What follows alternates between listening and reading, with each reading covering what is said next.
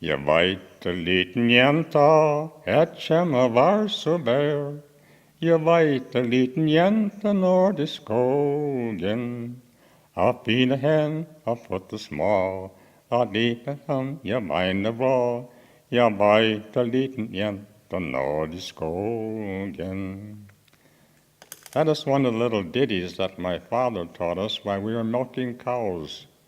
And we used to milk about 28 cows, so father would milk 7, and I would milk 7, and each of my brothers would milk 7. So we spent a lot of time in the barn. The Bondi farm has been in our family ever since 1855, and my father bought the farm from his mother in 1915. He got married in 1919 and farmed until 1940.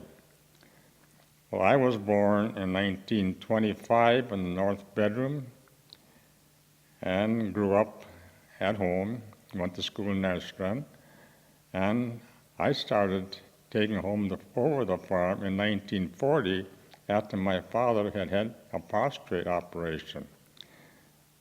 So I and my two brothers farmed the farm, and I took over pretty much all the business in 1941, with the help a little bit from my mother, but not an awful lot. After I started farming, that was pretty much all farming done by horses, and we planted corn with horses and checked corn with horses.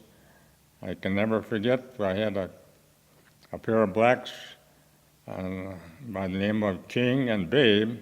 King was a gelding and Babe was a mare, and we stretched the wire from one end of the field to the next, and when Babe was by the wire, everything went pretty nice. But King, I would really hang on to the reins when I had King by the wire. He did not like that click going every time every 3.5 feet there was a click on the wire, and he didn't like that at all. Ira Montgomery, the agriculture teacher, must have had quite a liking for me because he helped me on a couple of projects. One of them was raising a little hybrid seed corn, and I had to get an isolated plot for that, so I found a couple acres in the Nurstrand Woods and did that. And I think the next year I did a Bonda oats project and rented 10 acres from our neighbor, Ingerbert Ingersoll. And I hadn't really made any rental deal at all with him, but when we harvested the crop, I remember taking one load to the Minnesota Seed Company in Faribault, and Ingerbert insisted that he have one load of oats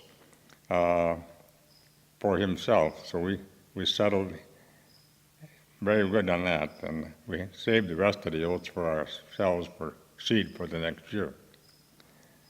Eventually then, in my 11th year, I received a gold watch for outstanding farmer, doing outstanding farming, which usually gone to a senior, but I don't know if it was favoritism or they just weren't, or the senior boys at that time were not that much interested in farming. Probably the latter, I think.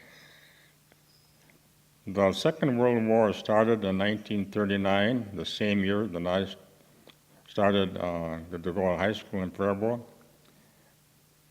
And I was drafted in 1943, which I was still in my junior year, but the reason I wasn't a senior then is because we'd taken turns staying home on the farm because my father had an operation.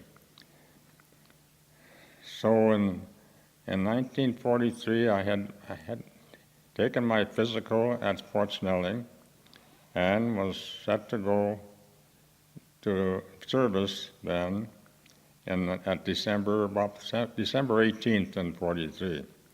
Well, my brother Bob turned 18 on November 11th of that year, and so he took the radar test as soon as he had a chance to do that in school, and he passed the radar test, and he had been in 2C.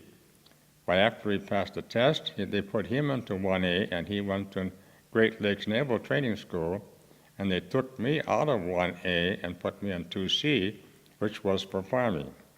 So I had been pretty much involved in the farming part of them, so then I was glad to stay home and keep on farming.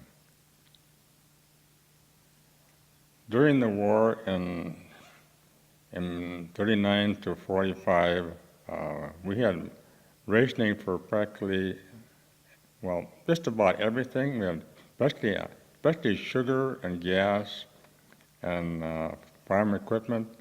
It was practically impossible to get anything new. And I don't have many really bad memories of the period. I only had one friend of mine who was killed in the war, who was a son of our pastor in Grace Lutheran in Nurstrand. But other than that, everybody else came home safely, and things went along quite well. We put up with rationing, and I suppose we just went with the flow and kept on farming, and we did have much better prices though during the war, and a lot of people got out of debt just because of the war. And so after the war, I just kept on farming, and when Harold went into service for a couple of years, but we farmed together. My brother Bob after the war, he went to St. Olaf College and finished his education there, and then went to work at Honeywell and worked there for many years. Later on, then in '54, I got married and farmed together with my brother Harold until I retired.